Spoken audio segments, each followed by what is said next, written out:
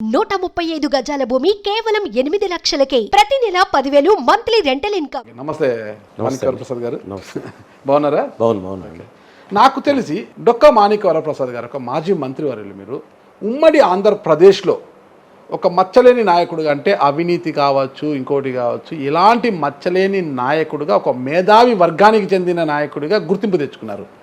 కానీ ఇప్పుడు మాత్రము డొక్కా మాణిక్యవరప్రసాద్ గారు నిలకడలేని రాజకీయ నాయకుడు, అతనికి స్థిరత్వము లేదు అనే ఒక చెడ్డ పేరు మూట కట్టుకుంటున్నారు. ఏంటి అసలుకి? అంటే దానికి కారణం ఏంటంటే అండి, రాష్ట్ర విభజన తర్వాత మేము కాంగ్రెస్ పార్టీలో ఎదిగాము. మేము కాంగ్రెస్ పార్టీ రాష్ట్ర విభజన జరిగిన తర్వాత కాంగ్రెస్ పార్టీ లేదు ఇక్కడ.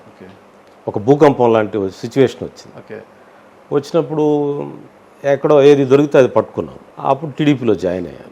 టీడీపీలో జాయిన్ అయిన తర్వాత నేను 19లో నా ఒరిజినల్ సీట్ ఇవ్వకుండా, వితౌట్ మై కన్సెంట్, తాడికొండ ఇవ్వకుండా ఒక సీట్ అనౌన్స్ చేశారు. వాళ్ళు అనౌన్స్ చేశారు వితౌట్ మై అంగీకారం, నాతో మాట్లాడు. సరే నేను అది కష్టం అండి, అది ఓడిపోతాను అని కూడా చెప్పాను పెద్దలకి. లేదు పోటీ చేయి, పర్లేదు మేము ఉన్నాం కదా అన్నారు. అక్కడ పోయి డిఫీట్ అయ్యాను. ఆ డిఫీట్ అప్పుడు బాగా ప్రెజర్ గురయ్యాను, కొంచెం ఆర్థిక ఇబ్బందులు పడ్డాను. బాగా ఖర్చు పెట్టారా? నా స్థాయికి మించి పెట్టాను. అంటే మామూలుగా సాధారణ ఎస్సీ నియోజకవర్గాల్లో ఖర్చు పెద్దగా ఉండదు. అక్కడ ఎందుకో టెంప్ట్ చేశారు పరిస్థితులు, అట్లా హిమాలయం చేశాక అదేదో నాకు అందలేదు. తర్వాత దాంతో 19లో బాగా డిసప్పాయింట్ అయ్యాను. ఆ టైంలో ఎవరో ఒక మిత్రుడు కలిస్తే, రాజశేఖర రెడ్డి గారి అబ్బాయి మన జగన్మోహన్ రెడ్డి కూడా నాకు బాగా పరిచయం. మొత్తం అక్కడ ఉన్న చాలామంది వ్యక్తులు నాకు కొంతమంది తెలిసిన లీడర్స్, నాతో పనిచేసిన కాంగ్రెస్ పార్టీలో పనిచేసిన లీడర్స్, ఇలా ఎక్కడో ఆ మానసిక స్థితిలో నేను సాఫ్ట్వేర్ అయిపోయాను. పడ్డాను, జాయిన్ అయ్యాను. జాయిన్ అయిన తర్వాత నరకమే. 1 ఇయర్ బాగానే ఉంది. నరకం ఏంటి? మీకు ఎమ్మెల్సీ ఇచ్చారు? ఇవ్వలేదు, అది టీడీపీది ఎమ్మెల్సీ. వైసీపీ నాకేం పదవి. ఎమ్మెల్సీ ఇస్తామన్నారు, ఇవ్వలేదు. ఎమ్మెల్సీ కంటిన్యూ చేస్తామన్నారు, ఇవ్వలేదు. టికెట్ ఇస్తామన్నారు, ఇవ్వలేదు. ఇచ్చారు, తీసేశారు. ఉదయం ఇస్తారు, సాయంత్రం తీస్తారు, 2 రోజులు తీస్తారు. అట్లా 3 సార్లు బంతి ఆడుకున్నారు.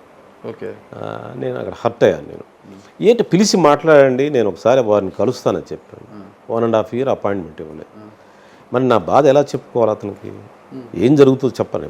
మనం ఒక వ్యవస్థలో పనిచేస్తున్నప్పుడు, మీరు ఒక జర్నలిస్ట్గా పనిచేస్తున్నారు, పనిచేయటం ద్వారా మీకు ఏదో ప్రోత్సాహం ఉంటుంది కదా. డబ్బే కాదు, ఒక ప్రమోషనో లేకపోతే ఇంకొక గౌరవం ఏదో ఉంటుంది కదా. అసలు కనీసం మాట్లాడకుండా, కనీసం ఇంటర్వ్యూ ఇవ్వకుండా, ఏం జరుగుతుందో తెలియకుండా సీట్ ఇస్తారు, ఒక 4 రోజుల్లో క్యాన్సిల్ చేస్తారు. మళ్ళీ లేదు నువ్వే క్యాండిడేట్ అంటారు, మళ్ళీ పిలుస్తారు. మరి నువ్వు ఎట్లా, నీ వనరులు ఎట్లా అన్నాడు. నా సిచ్యువేషన్ ఇదని కూడా చెప్పాను. చెప్పి ఈరోజు సాయంత్రం నీకు అనౌన్స్ చేస్తున్నామని చెప్పి సడన్గా చేంజ్ చేశారు. వైసీపీ శ్రేణుల్లో ఒక మాట అయితే నడుస్తోంది. అంటే డొక్కా మాణిక్యవరప్రసాద్ గారికి 2 నియోజకవర్గాలకు ఇన్ఛార్జ్ ఇచ్చారు, పత్తిపాడు, తాడికొండ ఇచ్చారు. ఆయన నేను ఒక మేధావర్గానికి చెందినవాడిని, నేను కాంగ్రెస్ పార్టీ రాజకీయాల నుంచి వచ్చినారు కదా, నేను మేధావిని, నేను ఇంట్లో కుర్చీ వేసుకొని కూర్చుంటా, ప్రజల్లోకి వెళ్ళను, మీరే డబ్బు పెట్టాలి, మీరే గెలిపించాలనే విధంగా వ్యవహరించారు. తద్వారానే ఈ పరిస్థితి వచ్చిందంటారు. నాకు 2 నియోజకవర్గాలు ఎందుకు ఇస్తారు? నాకు తాడికొండే ఇచ్చారు, తాడికొండే తీసేశారు, మళ్ళీ ఇస్తామన్నారు. ఇచ్చింది నేను రోజు, ఇప్పుడు ఈ రోజు కూడా తాడికొండ వెళ్ళి వచ్చాను. తాడికొండ వెళ్ళంది ఇప్పుడు నేను ఈ రాజకీయాలు వచ్చిన తర్వాత పబ్లిక్ లోకి వెళ్ళట్లేదు. జగన్మోహన్ రెడ్డి మీరు ఒక్కసారి వాళ్ళు ఆరోపిస్తున్నారు, వైసీపీ ఆరోపిస్తున్నారు. అది చాలా తప్పుడు ఆర్గ్యుమెంట్. నాలాగా ప్రజల్లో ఉండే రాజకీయ నాయకుడు ఈ జిల్లాలో ఎవరైనా ఉంటే, నా రిటైర్మెంట్ నాగరాజు ముందు ఈ రోజు అనౌన్స్ చేస్తాను. రాజకీయ సన్యాసం తీసుకుని అంతేనా? ఆ కారణం అయితే వాళ్ళకి ఉండే వేరే మోటివ్స్ ఉండి, వాళ్ళకి వేరే నన్ను ఏదో దెబ్బతీయాలి, రాజకీయంగా దెబ్బతీయాలని దుష్ప్రచారం చేస్తే నేను చెప్పలేను. కానీ మీరు ఏమైనా కన్విన్స్ లేదా మీరు ఒక జర్నలిస్ట్ టీం ఏర్పడండి. వరప్రసాద్ గారు పబ్లిక్లో ఉండడు అనే మాట కనుక అంటే, ఒక మీరు సర్టిఫై చేస్తే, ఈరోజే నేను పబ్లిక్ లైఫ్ నుంచి రిటైర్.